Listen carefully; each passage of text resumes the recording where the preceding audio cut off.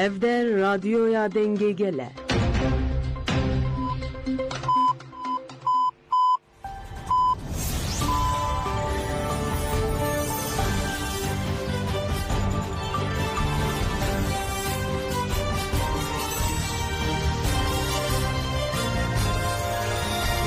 ئەم کاتتان باش بیسەرانی هێژە لە ناوەندی هەواڵەکانی رادیۆ دەنگی گەل بە یارمەتیا و کارانم گەشتی هەواڵەکانی ئەمڕۆ یەکی تەشرینی 2 مەی 2024 تان پێشکەش دەکەین.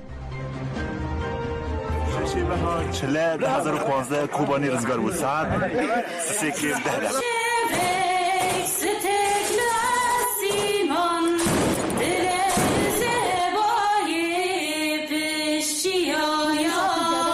نزیک مای جبل بانگی رشتن رکولان ساره واجار زاناره والیاندو کەجەدەکە ئەوروپا ڕۆژی جیهانی کۆبانی پیرۆز کرد و داوای لە هەموو لایەک کرد لە پێناو ڕێبەراپۆدا تێکۆشان مەزنتر و خاوەنداری لا کوردستان و ڕۆژاوا و کۆبانی بکەن. کۆنگرەی کۆمەڵگەی دیموکراتیکی کوردستانی ئەوروپا بە بۆنەی یەکی تەشرینی 2 ڕۆژی جیهانی کۆبانی بەیاننامەیەکی نووسراوی بڵاو کردەوە و لە بەیاننامەکەیدا ئاماژە بەوە دەکات کە 10 ساڵ لەمەوبەر بە بەرخۆدانێکی داستانی 133 ڕۆژە سوپای بکوژ و درەندەی داعش ببورن لە کۆبانی تێکشکێنرا. هەروەها ژن و گەنجانی کورد لە کۆبانی بەرخۆدانێکی گەورەیان لا دژی ڕێکخراوی تیرۆریستی داعش تۆمار کرد. خاوەنداری لە بەرخۆدانی کۆبانی و پاراستنی شۆڕشی ڕۆژاوا پاراستنی کوردستانە. بەم تێگەیشتنەوە داوا لە هەموو گەلەکەمان و مرۆڤایەتی دەکەین کە بە شێوەیەکی بەرفراوان و بەهێز لە یەکی تەشرینی 2دا ڕۆژی جیهانی کۆبانی بەرزا بگرن. هەروەها لە بەیاننامەکەدا دەڵێت ئێمە وەک کەجەدەکە ئەوروپا با ڕۆحی بەرخۆدانی کۆبانی جارێکی تر ڕۆژی جیهانی کۆبانی لا یەکی تەشرینی 2دا لە هەموو گەلەکەمان و دۆستانمان پیرۆز دەکەین و داوا لە هەموو لایەک دەکەین با ڕۆحێکی نێونەتەوەیەوە بەرخۆدان مەزنتر بکەن و لە دەوری بیرۆکەکانی ڕێبەراپۆ گەشە بە تێکۆشان بدەن و خاوەنداری لا کوردستان و ڕۆژاوا و کۆبانی بکەن.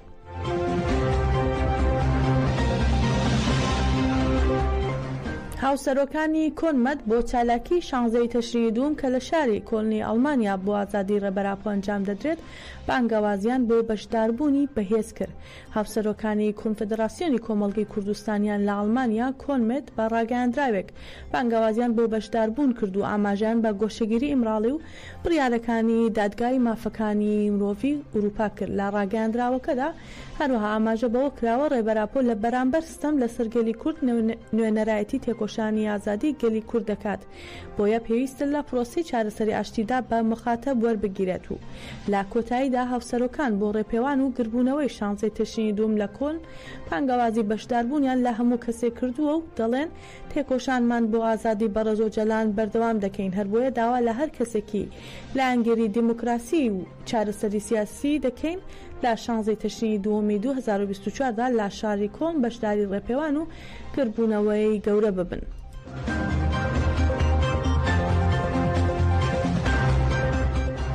دانیشتوانی ئامەد باوردی بە دوواداچوون بۆ گفتوگۆکانی ئەم دوایە چارەسەری دەکەن و لە هەمان کاتدا با گومانەوە مامەڵە لەگەڵ ئەم بابەتە دەکەن. هاوڵاتیان دەڵێن ئەو هەنگاوانەی بۆ چارەسەر و ئاشتی دەگرێنە بەر دەبێت هەمیشەی و جێگای باوەڕی هەمووان بێت. یەکێ لە دانیشتوانی شاری ئامەد دەڵێت ئێمە تەنها داوای چارەسەری دیموکراتیک دەکەین. ناونیشانی ئەم چارەسەریش ڕێبەراپۆیە و ئێمەش وەک ڕێبەرەکەمان تەنها ئاشتیمان دەوێت.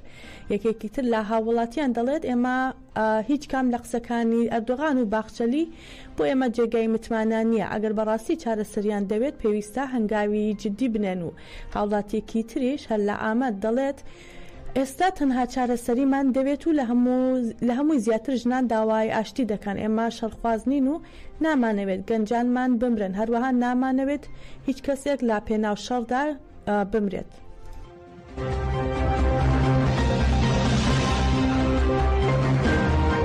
ئۆزگۆر ئۆزەل سەرۆکی جەهەپە لە گوتارێکدا لە ئیستانبول هۆشداری دایە ڕەجەب تەیب ئەردۆغان سەرۆکی تورکیا لەبارەی دەستگیرکردنی ئەحمەد ئۆزەر سەرۆکی شارەوانی ئەسێنوەرد لە ئیستانبول بە تۆمەتی هاوکاریکردنی پەکەکە.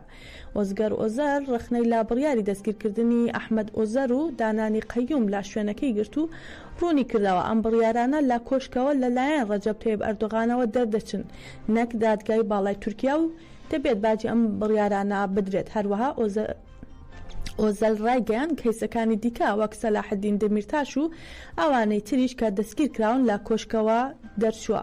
هاوکات لە ئیستانبول و ئەنکارە و چەند شوێنێکی دیکە خۆپیشاندان لەلایەن جەهەپە و دەم پارتی دژی بڕیاری دەستگیرکردنی ئەحمەد ئۆزەر بەڕێوە چووە.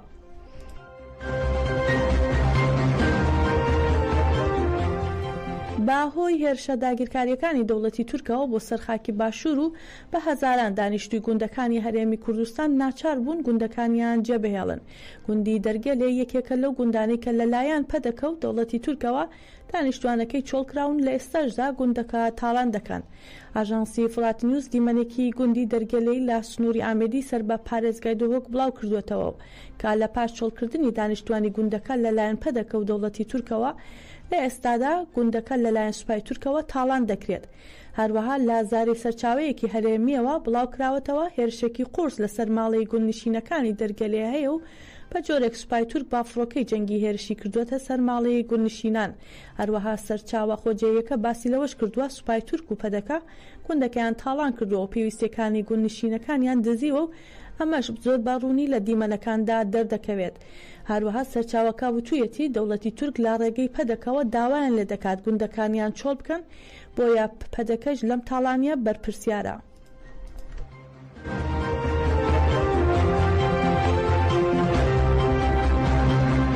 لە گەڕی دووەمی دەنگدان بۆ سەرۆکایەتی پەرلەمانی عێراق کە 269 پەرلەمانتیایدا ئامادەبوون محمود مەشەدانی کاندیدی هاوپەیمانی عەزم کە لەلایەن زۆرینەی سوننەکان چوارچێوەی هەماهەنگیەوە پشتیوانی لێ دەکرا بە دەسێنانی 182 دەنگ بووە سەرۆکی پەرلەمان. لە گەڕی یەکەمدا لە کۆی 329 پەرلەمانتار 270یان ئامادەی دەنگدانەکە بوون و مەشەدانی 153 دەنگ و عیساویش 95 دەنگی بەدەستهێنا بوو. ڕۆژی 14 تەشرینی دووەمی ساڵی 2023 دادگای فیدراڵی عێراق بڕیاری کۆتایی هێنان بە ئەندامەتی هەریەکە لە محەممەد حەلبوسی و لەیس دەلیمی لە پەرلەمانی عێراق هێنا و بەمەش ڕاستۆخۆ حەلبوسی لە پۆستی سەرۆکی پەرلەمانی عێراق دوورخرایەوە و دوای ئەویش محسن مەندەلاوی بە شێوەی وەکالەت سەرۆکایەتی پەرلەمانی عێراقی دەکرد.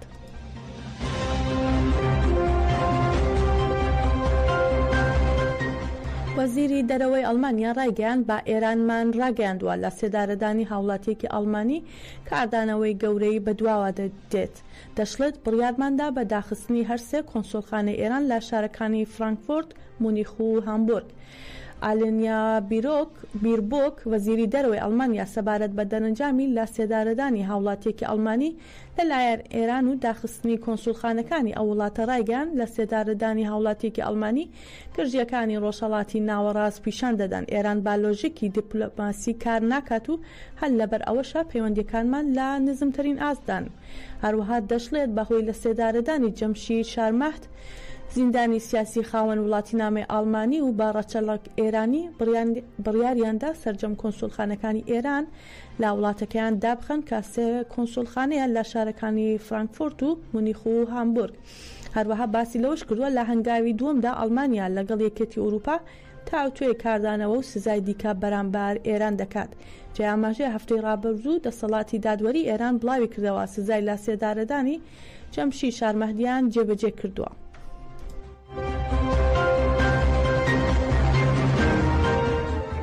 سزای لە سێدارەدانی واحید بینامی بەندکراوی خەڵکی پیرانشار کا پێشتر بە تۆمەتی پەیوەندیدار بە مادە هۆشبەرەکانەوە سزای لە سێدارەدانی بۆ دەرچووبوو لە زیندانی نەغەدا جێبەجێکرا.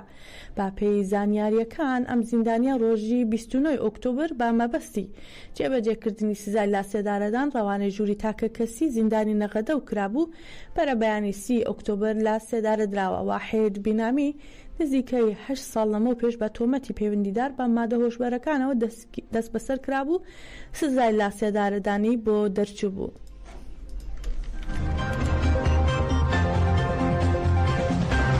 هەروەها لایەکی ترەوە ئازاد عەباسی چالاکی مەدەنی وانەبێژی زمانی کوردی لە ڕۆژهەڵاتی کوردستان بە مەبەستی جێبەجێکردنی حکمی زیندان دەست بەسەر کرا. ئازاد عەباسی چالاکی مەدەنی پاش بانکێشتی بۆ لەقی جێبەجێکاری حکومەکانی دادگای قوڕوا لە ڕۆژهەڵاتی کوردستان دەست بەسەر و بە مەبەستی تێپەڕاندنی حکمی 2 ساڵەی خۆی بۆ زیندانی ناوەندی ڕژیمی ئێران لەو شارە گوازرایەوە.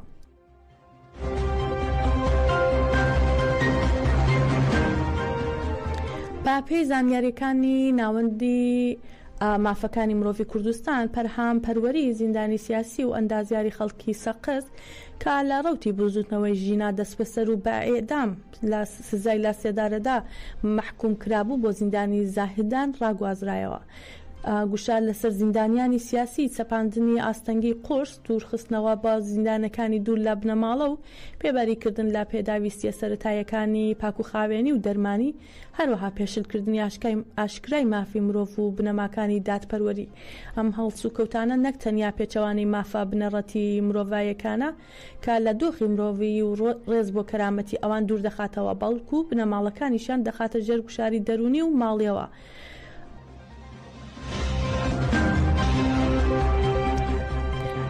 گەیشتنە کۆتایی گەشتی هەواڵەکانی ئەم کاتژمێرەمان بمێنن لا خێر و خۆشیدا.